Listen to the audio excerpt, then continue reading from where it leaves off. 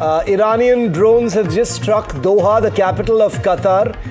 This is the third wave of attacks this morning. It's a new video that's just come in of an Iranian drone striking a location somewhere in Doha. This is the capital city of Qatar. Qatar, remember, is the country that houses the largest American military base in the Middle East. Qatar has had a very direct and prominent role in what has been playing out in the Middle East between Israel and Iran.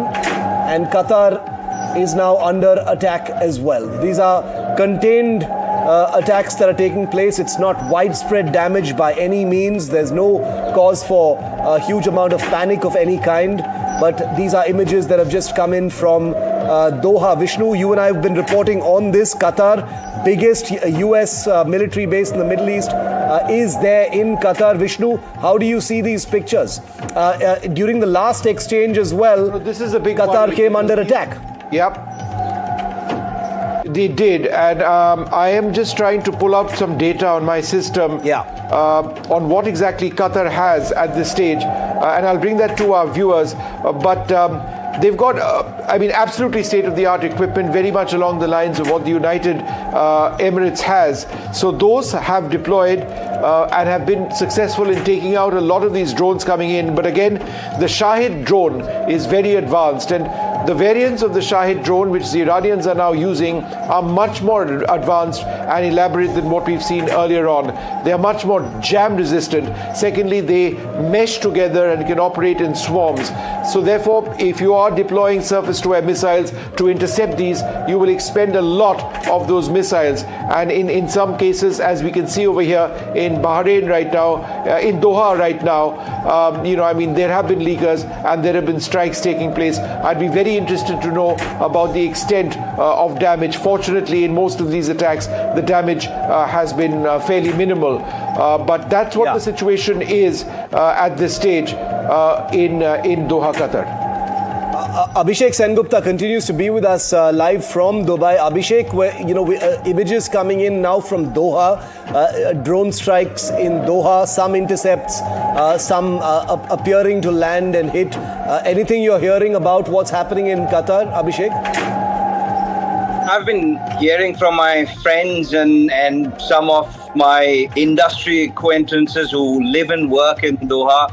They've been hearing explosions. In fact, it comes as no surprise because Doha or Qatar houses the largest military installation in the Middle East for US. The Udeid Air Base is a place where they can accommodate up to 100 fighter jets and over 1,000 personnel. So that's one of the largest military installations, and Iran's targeting two of the biggest American air bases, one of course in Qatar and the other one in Al Dhafra, which sort of became the first or took the first hit in the first wave yesterday.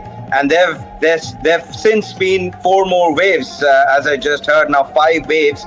And I just gave you a lowdown a while ago on how the Ministry of Defense here in the UAE have been responding to all of that. So no surprises there. Several explosions heard in Doha. I've spoken to some of my friends and acquaintances, like I said, and also, of course, here in Dubai today. I heard for the first time.